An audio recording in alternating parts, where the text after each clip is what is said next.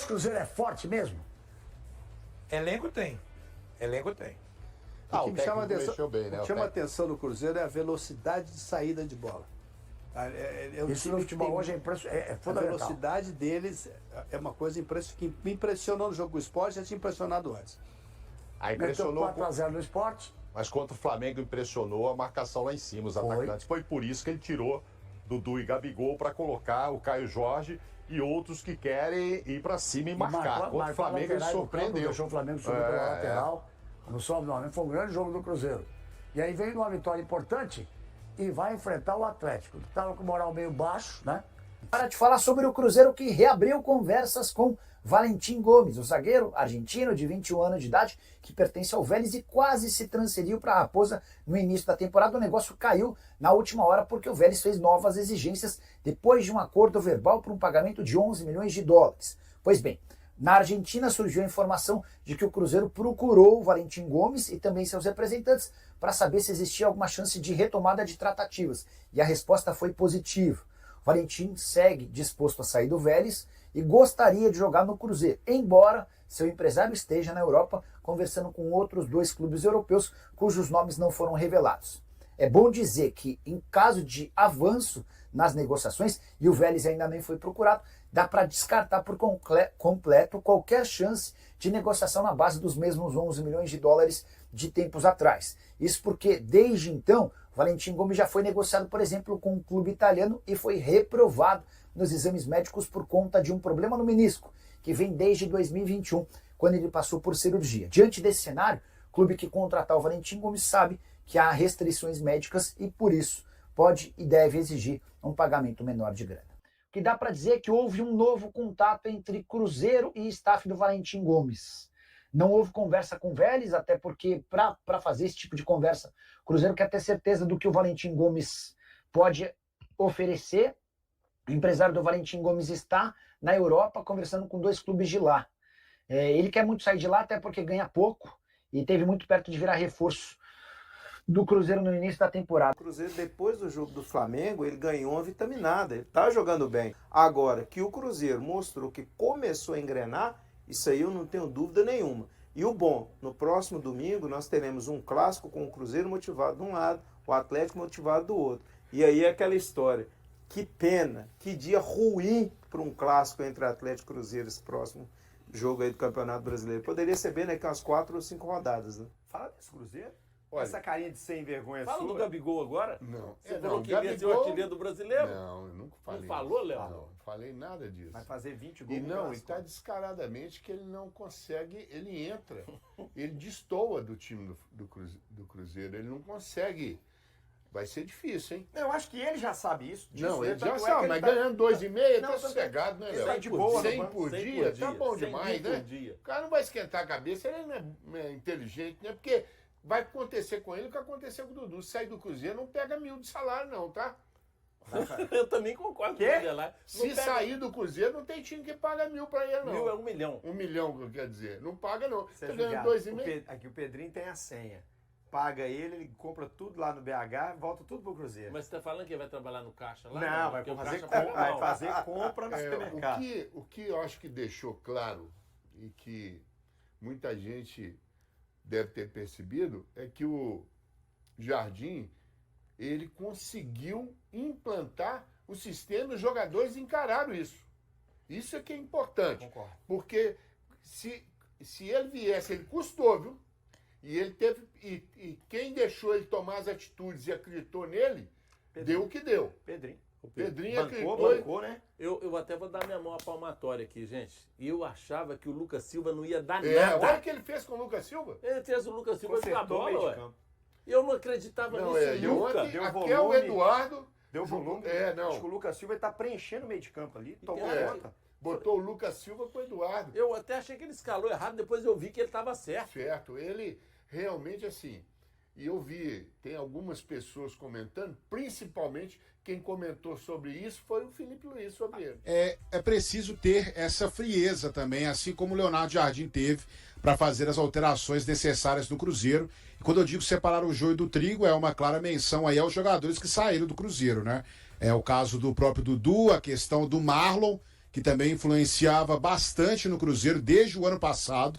Então, às vezes, é preciso ser muito assertivo nessa situação para transformar o Cruzeiro, né? Para transformar um time ou qualquer situação da vida em algo que seja positivo. Realmente, até uma metáfora, né, da parábola bíblica e tal, que realmente você precisa ter esse discernimento para distinguir entre o certo, né, entre aquilo que vai ser positivo e aquilo que é ruim naquele momento. Eu acho que o Leonardo Jardim ele foi bem assertivo nestas alterações e aí mostra também uma característica do próprio treinador, né, que a gente vem observando bastante.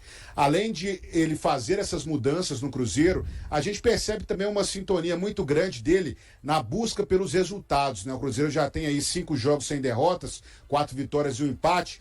E a gente percebe que a cada jogo a comemoração dele é bastante empolgante, né? Comemorando sempre como torcedor, conversando com os jogadores. Eu até cito isso na coluna, não importa ali se você está ganhando um campeonato francês com o Mbappé despontando como estrela, se você está eliminando o City em uma semifinal de Champions League, ou se você está ganhando do Sport dentro da Ilha do Retiro. Quando se quer vencer, realmente não importa o cenário, e a gente percebe muito isso aí da filosofia do Leonardo Jardim. E eu cito também outra coisa muito importante na coluna, né, Léo? Porque o Cruzeiro, os jogadores que saíram do Cruzeiro, especialmente o Dudu, não tinha esse discernimento, talvez, de entender essas mudanças que foram feitas no time.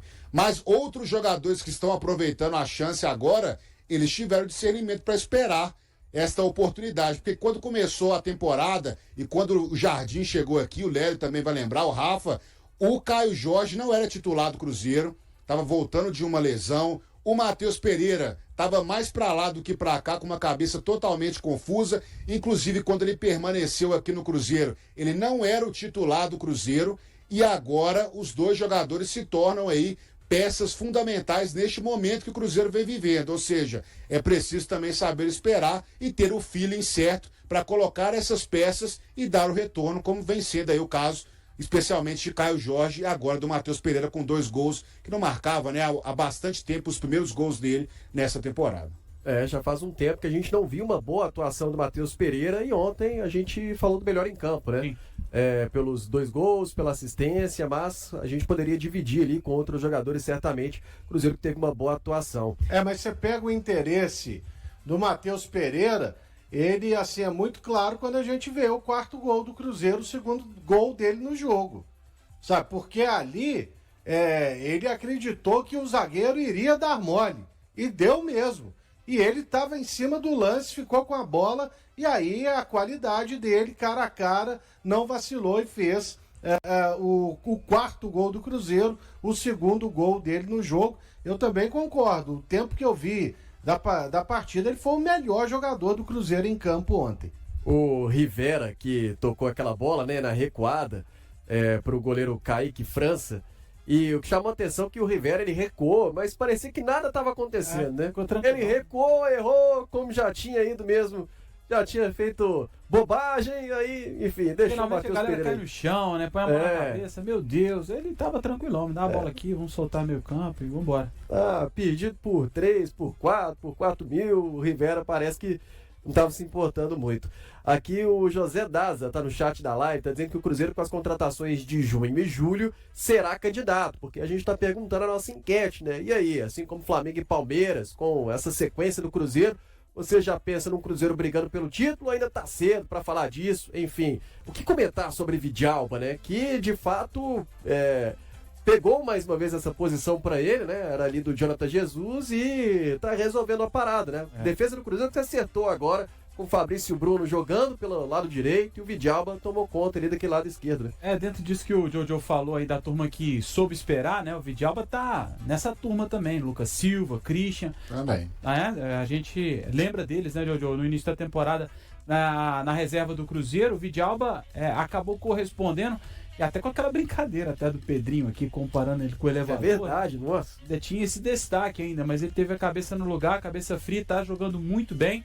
E a gente até comentou ontem, durante a transmissão, né, após o jogo, a gente falou dessa janela que o Cruzeiro, a gente sabe, o Cruzeiro vai para o mercado, vai tentar algumas posições e uma delas, com certeza, é a posição de zagueiro, né? Então, pode ser um filme repetido com o que viveu no ano passado, O Cruzeiro chega nesse momento numa situação melhor do que chegou na 8ª rodada do Campeonato Brasileiro do ano passado, mas o Cruzeiro naquele primeiro semestre também estava vivendo bons momentos, ou momentos até que o torcedor não esperava. E aí vieram as contratações, áudio do Pedrinho, toda aquela história que a gente já sabe, aquela pressão interna para que os contratados pudessem já fazer parte do time titular. Isso pode acontecer esse ano também, né? O Cruzeiro vai contratar, não estou dizendo que o Valentim vai vir, mas o Cruzeiro vai trazer um zagueiro.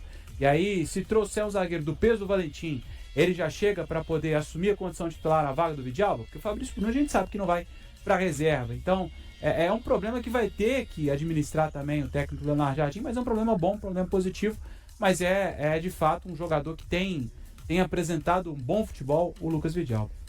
Vamos chamar mais uma aí do Léo Jardim para comentarmos um pouco mais aqui sobre o Cruzeiro? Vamos lá, vamos falar então dessa gestão do elenco, né? Ontem ele falou sobre as alterações que fez e explicou o que para todo mundo estava claro, né? Já pensando no clássico, tirou os pendurados, os 4 pendurados. Vamos ver o que disse o Mister. Com certeza que não vou-vos dizer que não houve uma gestão de alguns jogadores. O objetivo era a vitória, independentemente da gestão, mas no momento que estamos em 4-0 e podemos gerir alguns jogadores para termos o plantel, o efetivo, tudo disponível para o próximo jogo do Brasileiro, o fizemos. Em relação à importância, desculpem que eu diga, neste momento a importância do próximo jogo, vamos jogar um jogo do Sul-Americana, estamos eliminados, queremos nestes últimos 2 jogos da Sul-Americana, na nossa casa, apresentar uma melhor imagem e dar continuidade a este ciclo que temos conseguido de resultados positivos com o próximo adversário em casa, na quarta-feira. Vou dizer que ele está feliz pela eliminação, acho que ninguém está. Mas triste também não, de ter um tempo, ter um respiro, depois ter um jogo importantíssimo, clássico, o Cruzeiro vai poder pelo menos descansar os titulares para esse jogo.